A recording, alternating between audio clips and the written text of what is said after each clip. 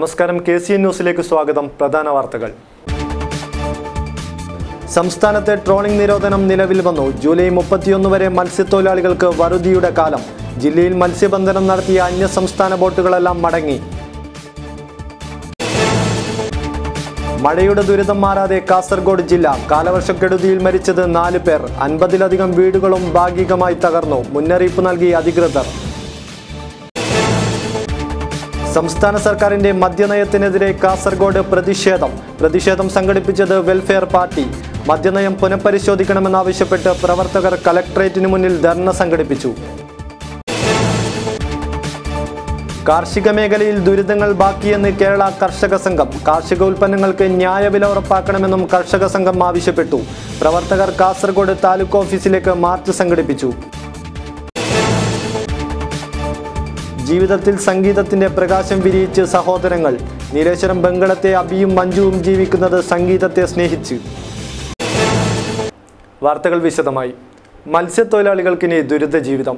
June 14 അർദ്ധരാത്രി മുതൽ July 31 വരെ സംസ്ഥാനത്ത് ട്രോളിംഗ് നിരോധനം ഏർപ്പെടുത്തി.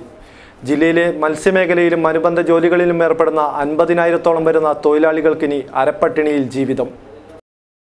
മത്സ്യത്തൊഴിലാളികൾക്ക് ഇനി 47 ദിവസങ്ങൾ വറുതിയുടെ ദിനങ്ങൾ. മഴ ശക്തമായതോടെ ജൂൺ 14 അർദ്ധരാത്രി മുതൽ ജൂലൈ 31 വരെ ട്രോളിംഗ് നിരോധനമാണ്. ഈ സമയങ്ങളിൽ യന്ത്രവൽകൃത മത്സ്യബന്ധന ബോട്ടുകൾ, ട്രോൾ നെറ്റുകൾ, ഇരട്ടവള്ളങ്ങൾ തുടങ്ങിയവ ഉപയോഗിച്ചുള്ള മത്സ്യബന്ധനം പാടില്ല. ഇതോടെ മത്സ്യബന്ധനം നടത്തി ഉപജീവനം തേടുന്ന ജില്ലയിലെ 50,000-ഓളം വരുന്ന തൊഴിലാളികൾ അരപ്പട്ടിണിയിലാകും. ട്രോളിംഗ് നിരോധനം കഴിഞ്ഞാലും കടൽ പ്രക്ഷുബ്ധമാണെങ്കിൽ 3 മാസം കഴിഞ്ഞാൽ മാത്രമേ തൊഴിലാളികൾക്ക് മത്സ്യബന്ധനത്തിനായി കടലിറങ്ങാൻ സാധിക്കൂ. ഈ കാലത്ത് പട്ടിണി കൂടാതെ ജീവിക്കാനുള്ള തയ്യാറെടുപ്പിലാണ് മത്സ്യത്തൊഴിലാളികൾ. അന്യസംസ്ഥാനത്ത് നിന്നും ജില്ലയിലെത്തിയ മത്സ്യബന്ധനം നടത്തിവരുന്ന ബോട്ടുകളെല്ലാം ട്രോളിംഗ് നിരോധനത്തിന്റെ ഭാഗമായി തിരിച്ചുപോയി. ട്രോളിംഗ് നിരോധന കാലത്ത് പരമ്പരാഗത മത്സ്യത്തൊഴിലാളികൾക്ക് വള്ളങ്ങൾ ഉപയോഗിച്ച് കരയിൽ നിന്നും 12 നോട്ടിക്കൽ മൈലിനുള്ളിൽ കടലിൽ മത്സ്യബന്ധനം നടത്താൻ സാധിക്കും. എന്നാൽ 47 ദിവസം ജീവിതം തള്ളി നീക്കാൻ സാധിക്കുമോ എന്ന ആശങ്കയിലാണ് മത്സ്യത്തൊഴിലാളികൾ. News desk KCN. മഴക്കെടുതിയിൽ മുങ്ങി കാസർഗോഡ്.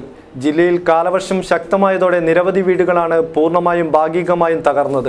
ലക്ഷങ്ങളുടെ നാശനഷ്ടമാണ് കണക്കാക്കുന്നത്. മഞ്ചേശ്വരം ഉദ്യാവരയിൽ മുങ്ങി മരിച്ച 3 കുട്ടികളടക്കം 4 പേരാണ് കാലവർഷക്കെടുതിയിൽ ജീവൻ നഷ്ടപ്പെട്ടത്.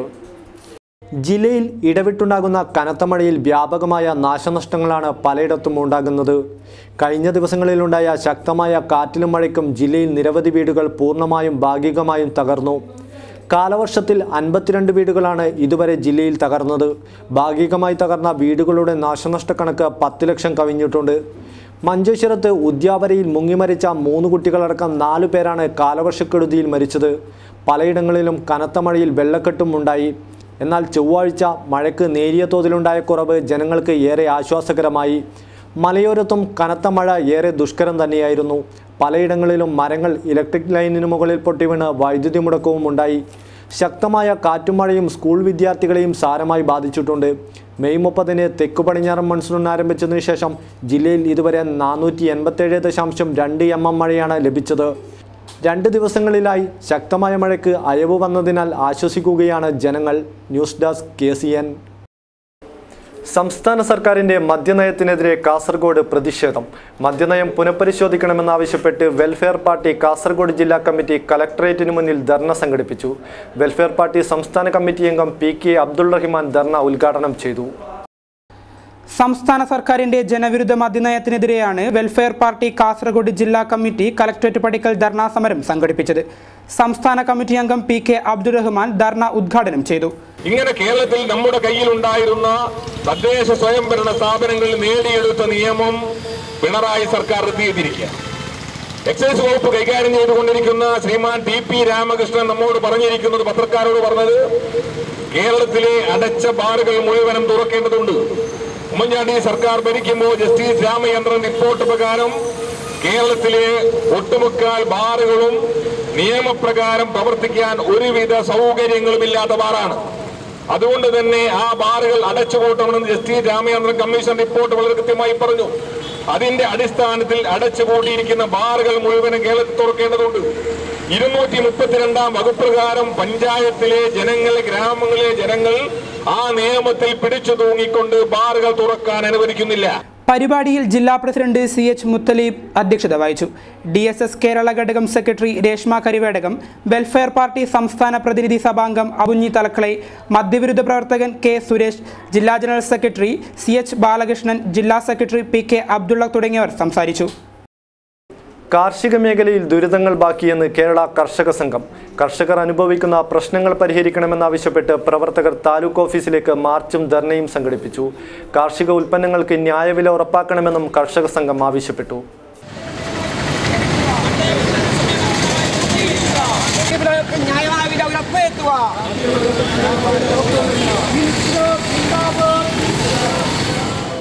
അർഹതപ്പെട്ട മുഴുവൻ ആളുകൾക്കും പട്ടയം നൽകുക, കാർഷിക കടങ്ങൾ എഴുതിത്തള്ളുക, കാർഷിക ഉൽപ്പന്നങ്ങൾക്ക് ന്യായവില ഉറപ്പാക്കുക തുടങ്ങിയ വിവിധ ആവശ്യങ്ങളാണ് കേരള കർഷക സംഘം മുന്നോട്ട് വച്ചത്. ആവശ്യങ്ങൾ അംഗീകരിക്കണമെന്നാവശ്യപ്പെട്ട് പ്രവർത്തകർ കാസർഗോഡ് താലൂക്ക് ഓഫീസിലേക്ക് നടത്തിയ മാർച്ച് കർഷക സംഘം സംസ്ഥാന കമ്മിറ്റി അംഗം P ജനാർദ്ദനൻ ഉദ്ഘാടനം ചെയ്തു. ഈ കഴിഞ്ഞ മാസം വെളിച്ചെന്ന് നമ്മുടെ ജില്ലക്കകത്ത് ഉൾപ്പെടെ പട്ടയം നൽകാൻ ആവശ്യമായിട്ടുള്ള നടപടി 2000 പരം കൃഷിക്കാർക്ക് ഈ കാസർഗോഡ് ജില്ലയിൽ ഇതിനകം തന്നെ ഇടതുപക്ഷ ജനാധിപത്യ മുന്നണി സർക്കാർ പട്ടയം നൽകി കഴിഞ്ഞു. ഈ കേരളത്തിനകത്ത് എല്ലാ ജില്ലയിലും പട്ടയത്തിന് ആവശ്യമായിട്ടുള്ള നടപടികൾ ഗവൺമെന്റ് സ്വീകരിക്കുക. എന്നാൽ നമ്മുടെ പ്രകടനപത്രിക വ്യക്തമാക്കിയതുപോലെ 977 മുൻപ് കൈവശം വെച്ച എല്ലാ ഭൂമിക്കും പട്ടയം കൊടുക്കണം എന്നതാണ് ഇവിടെ ന്യായമായും ഞങ്ങൾ ഉന്നയിക്കുന്നത്. തുടർന്ന് പ്രവർത്തകർ താലൂക്ക് ഓഫീസിന് മുന്നിൽ ധർണ സംഘടിപ്പിച്ചു. പരിപാടിയിൽ A ചന്ദ്രശേഖരൻ അധ്യക്ഷത വഹിച്ചു. V Narayanan, K Sankaran, KP Ramachandran, ഭുജംഗ ഷെഡ്ഡി തുടങ്ങിയവർ സംസാരിച്ചു. പരിപാടിയിൽ നിരവധി ആളുകൾ സംബന്ധിച്ചു. ജീവിതത്തെ സംഗീതത്തിന്റെ കിരണങ്ങളാൽ പ്രകാശഭരിതമാക്കി സഹോദരങ്ങൾ. നീലേശ്വരം ബംഗളം അങ്കക്കളരിയിലെ അബിയും മഞ്ജുവുമാണ് ജന്മന കാഴ്ച നഷ്ടപ്പെട്ടിട്ടും സംഗീതവും പഠനവുമായി എല്ലാറ്റിനെയും അതിജീവിക്കുന്നത്.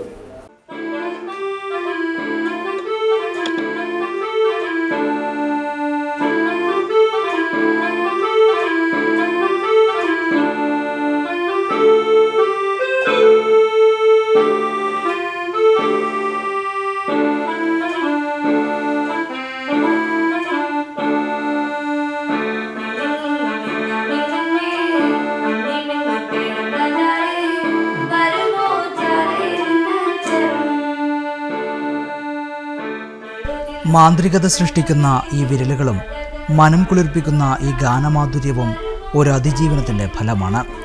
ഈ സഹോദരങ്ങളുടെ കഴിവുകളെ ഇരുട്ടിൻ്റെ നിഗൂഢതയിൽ തളക്കാനുള്ള വിധിയുടെ ശ്രമത്തെയാണ് ഇവർ അതിജീവിച്ചത്.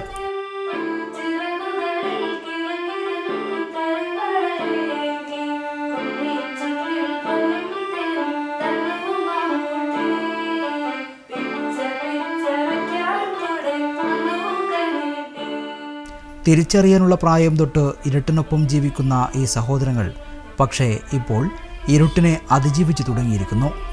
അന്ധത നിറഞ്ഞ ചുറ്റുവട്ടത്തെ സംഗീതത്തിൻ്റെ കിരണങ്ങളാൽ പ്രകാശഭരിതമാക്കുകയാണ് ഈ സഹോദരങ്ങൾ. ഇവർ പരേതനായ ജോണി ഏലിയാമ്മ ദമ്പതികളുടെ മക്കൾ ബംഗളം അങ്കക്കളരിയിലെ അബിയും അഞ്ജുവും. ചെറുപ്പം മുതൽ സംഗീതത്തോട് നല്ല താല്പര്യമുള്ള അഞ്ജു ശാസ്ത്രീയ സംഗീതം പഠിച്ചിട്ടുണ്ട്. ഇപ്പോൾ ഗാനമേളകളിൽ ഉൾപ്പെടെ പങ്കെടുക്കാനും അഞ്ജുവിന് കഴിയുന്നു. അബിയാകട്ടെ കീബോർഡിലാണ് പ്രാവീണ്യം തെളിയിച്ചത്. അഞ്ജുവിൻ്റെ പാട്ടിന് കീബോർഡ് വായിക്കുന്നത് അബിയാണ്. വെവ്വേറെ കോളേജുകളിലും സ്കൂളുകളിലുമായതിനാൽ അവധി ദിനങ്ങളിൽ വീട്ടിലെത്തിയാൽ മാത്രമേ ഇവർ ഒന്നിച്ചുണ്ടാകൂ. അത്തരം ദിവസങ്ങളിൽ വീട്ടിൽ ഗാനമേളയാണ്. കാളകെട്ടി വളശ അങ്ങനെയുള്ള സ്പെഷ്യൽ സ്കൂളുകളിൽ നിന്നാണ് വരുന്നത്. അപ്പോൾ അവിടെ ചെറുതായിട്ട് പഠിപ്പിക്കും, ബാക്കി നമ്മൾ തന്നെ ചെയ്ത് പഠിക്കും.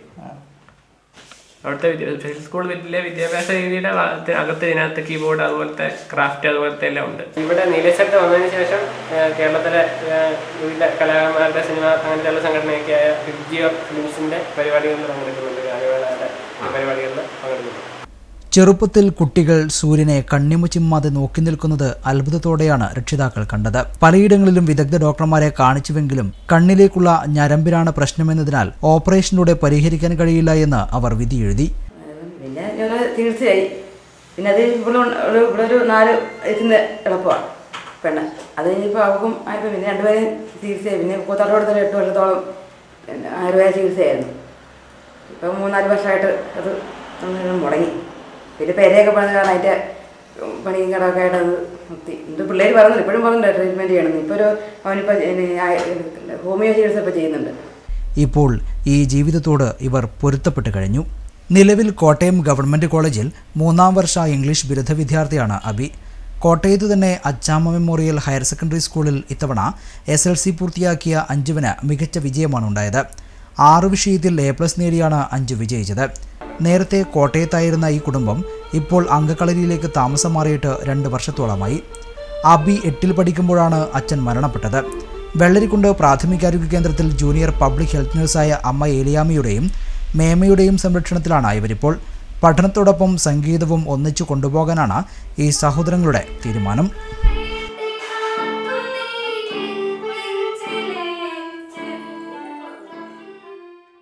കേന്ദ്ര സർക്കാരിന്റെ കന്നുകാലി കശാപ്പ് നിരോധനത്തിനെതിരെ ജില്ലയിൽ പ്രതിഷേധങ്ങൾ തുടരുന്നു. Meat workers union STU Kasaragod head post ഓഫീസിന് മുന്നിൽ ധർണ സംഘടിപ്പിച്ചു. STU ദേശീയ സെക്രട്ടറി A. അബ്ദുൾ റഹ്മാൻ ധർണ ഉദ്ഘാടനം ചെയ്തു. കേന്ദ്ര സർക്കാരിന്റെ കന്നുകാലി കശാപ്പ് നിരോധനം ജില്ലയിലെ കശാപ്പ് മേഖലയിൽ ജോലി ചെയ്യുന്നവരെ സാരമായി ബാധിച്ചു. നിരോധനത്തിൽ വലഞ്ഞ് ഏറെയും സാമ്പത്തിക ഭദ്രതയില്ലാത്ത ജീവനക്കാരാണ്.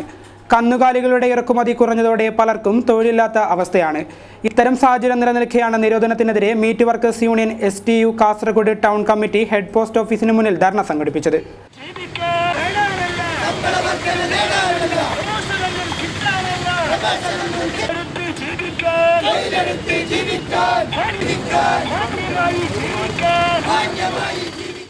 ധർണ STU ദേശീയ സെക്രട്ടറി A. അബ്ദുൾ റഹ്മാൻ ഉദ്ഘാടനം ചെയ്തു.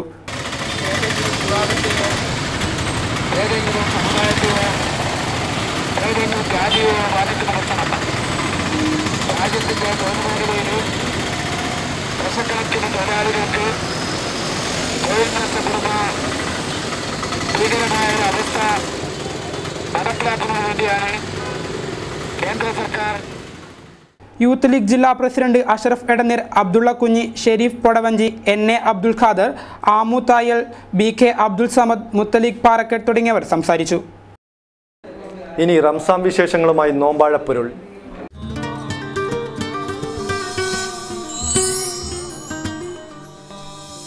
നോമ്പ് നോറ്റ് ഹിന്ദു സഹോദരങ്ങളും കാണണം അടൂരിലെ ഈ കാഴ്ചകൾ. മതത്തിന്റെ പേരിൽ മനുഷ്യന്മാർ പരസ്പരം തല്ലുകൂടുന്ന വർത്തമാനകാലത്താണ് മതം നന്മയാണെന്ന് വിളിച്ചു പറഞ്ഞുകൊണ്ട് അടൂരിലെ ഒരുപറ്റം നല്ല മനുഷ്യർ പുതിയ മാതൃക പകർന്നിരിക്കുന്നത്. ഇവിടെ വിശുദ്ധ റംസാൻ മാസത്തിൽ നിരവധി ഹിന്ദു സഹോദരങ്ങളാണ് നോമ്പ് നോറ്റത്. അവർ നോമ്പ് നോറ്റ് മതസൗഹാർദ്ദത്തിന് പുതിയ തിളക്കം പകർന്നപ്പോൾ ഇഫ്താർ വിരുന്നൊരുക്കിക്കൊണ്ടാണ് നാട്ടിലെ മുസ്ലിം ചെറുപ്പക്കാർ അവരെ സ്വാഗതം ചെയ്തത്. പുരുഷന്മാർ മാത്രമല്ല സ്ത്രീകളും നോമ്പെടുത്തിരുന്നു. 15കാരി തൊട്ട് വൃദ്ധന്മാർ വരെ വ്രതം അനുഷ്ഠിച്ചത് വർത്തമാനകാല സാഹചര്യത്തിൽ പുതിയ സന്ദേശമായി മാറി. Panchayat standing committee chairman Rathan പരിപാടി ഉദ്ഘാടനം ചെയ്തു. T. ഇക്ബാൽ, പുരുഷോത്തമൻ, സലാം അടൂർ, പ്രണവ്, ജാഫർ, രാധൻ, സഹദ്, റഹീം അടൂർ തുടങ്ങിയവർ സംസാരിച്ചു. തുടർന്ന് യഫ ക്ലബ്ബ് പ്രവർത്തകരാണ് ഇവർക്ക് വേണ്ടി നോമ്പുതുറ സംഘടിപ്പിച്ചത്. വിവിധ മതങ്ങളിൽപ്പെട്ട സ്ത്രീ പുരുഷന്മാർ ഒത്തുകൂടിയ ചടങ്ങ് മതസൗഹാർദ്ദത്തിന്റെ വേദിയായി മാറി. ഓരോ വർഷവും ഈ നന്മ തുടരുമെന്ന് സാമൂഹ്യ പ്രവർത്തകനായ റാഫി അടൂർ പറഞ്ഞു. വിശുദ്ധമായ റമദാൻ മാസത്തിൽ റമദാൻ മാസത്തിന് ആഭിമുഖ്യം പ്രഖ്യാപിച്ചുകൊണ്ട് 20ഓളം ഹൈന്ദവ വിശ്വാസികൾ, അതിൽ 13 വയസ്സുള്ള ഒരു പെൺകുട്ടി ഉൾപ്പെടെ നോമ്പനുഷ്ഠിക്കുകയും സ്വന്തം വീട്ടിൽ വെച്ച് ഇഫ്താർ സംഗമം 100ഓളം ആളുകളെ പങ്കെടുപ്പിച്ചുകൊണ്ട് ഇഫ്താർ സംഗമം നടത്തുകയും ചെയ്യുമ്പോൾ പ്രതീക്ഷകൾ നഷ്ടപ്പെട്ട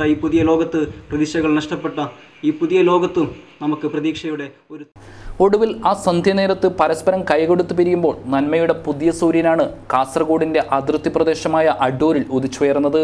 news bureau, Kasaragod. Manjeshwaram Mudyavara government ഗുഡ ഹൈസ്കൂളിന് സമീപം അപകട ഭീഷണി ഉയർത്തി വൈദ്യുതി ലൈൻ. തൊട്ടടുത്ത വാട്ടർ ഷെഡിലേക്ക് പോകുന്ന ലൈൻ കമ്പിയാണ് വിദ്യാർത്ഥികൾക്കും നാട്ടുകാർക്കും ഭീഷണിയായത്. പരാതി നൽകിയിട്ടും അധികൃതർ നടപടി സ്വീകരിച്ചില്ലെന്ന് നാട്ടുകാർ ആരോപിക്കുന്നു. മഞ്ചേശ്വരം ഗ്രാമപഞ്ചായത്തിലെ 8ാം വാർഡിലെ ഉദ്യാവര ഗവൺമെന്റ് ഗുഡ ഹൈസ്കൂളിന് സമീപമാണ് അപകട ഭീഷണിയായി വൈദ്യുതി ലൈൻ താഴ്ന്ന നിലയിലുള്ളത്. സ്കൂളിന്റെ പിൻവശത്തുള്ള വാട്ടർ ഷെഡിലേക്ക് പോകുന്ന വൈദ്യുതി ലൈനാണ് വിദ്യാർത്ഥികൾക്കും നാട്ടുകാർക്കും ഭീഷണിയായത്. മഞ്ചേശ്വരം ഇലക്ട്രിക് സെക്ഷന് കീഴിലുള്ള ഈ അപകടത്തെപ്പറ്റി പലവട്ടം പരാതി പറഞ്ഞിട്ടും നടപടി ഉണ്ടായിട്ടില്ലെന്ന് നാട്ടുകാർ ആരോപിക്കുന്നു. വെള്ളം പാസ്സാകുമ്പോൾ കുട്ടികൾ അങ്ങോട്ടും ഇങ്ങോട്ടും ചാടി കളിക്കുമ്പോൾ എന്തെങ്കിലും പ്രോബ്ലം വന്നാൽ അതിൻ്റെ ശേഷം നമ്മൾ ആലോചിച്ചിട്ട് ഒരു കാര്യമില്ല, അതിലേക്ക് മുമ്പ് ആലോചിക്കുന്നതാണ് നല്ലത്. രണ്ടാമത്തെ ഈ മരമെല്ലാം കംപ്ലീറ്റ് ചാഞ്ഞിട്ടുണ്ട്. ഇവിടെ എന്നുവെച്ചാൽ ഫോറസ്റ്റ് ഒരു 42 മരത്തിന് കട്ടിങ്ങിന് കൊടുത്തിട്ടുണ്ട്. അത് ആ സൈഡിലാണ്, ഈ സൈഡിലെല്ലാം അങ്ങനെ ബാലൻസ് ഉണ്ട്. അപ്പോൾ ദുരന്തം ആകുന്നതിന് മുമ്പ് ഇതിലേക്ക് സംബന്ധപ്പെട്ട അധികാരികൾ, മറ്റേ ഫോറസ്റ്റ് ആയാലും കറണ്ടിൻ്റെ ഓഫീസിൻ്റെ ആൾക്കാരായാലും ഇതിനെ ഒരു അന്വേഷിച്ചിട്ട് ഇലക്ട്രിക് പോസ്റ്റുകൾക്ക് മുകളിലേക്ക് തള്ളി നിൽക്കുന്ന മരച്ചില്ലകൾ മുറിച്ചു മാറ്റാനും അധികൃതർ തയ്യാറായില്ലെന്ന് നാട്ടുകാർ പറയുന്നു. തൊട്ടടുത്തുള്ള അംഗൻവാടി കുട്ടികൾക്ക് പോലും ഭീഷണിയാണ് വൈദ്യുതി ലൈൻ താഴ്ന്നു നിൽക്കുന്നത്. അധികൃതർ പരിഹരിച്ചില്ലെങ്കിൽ ശക്തമായ സമരം നടത്തുമെന്നാണ് നാട്ടുകാർ പറയുന്നത്. News bureau, Manjeshwaram.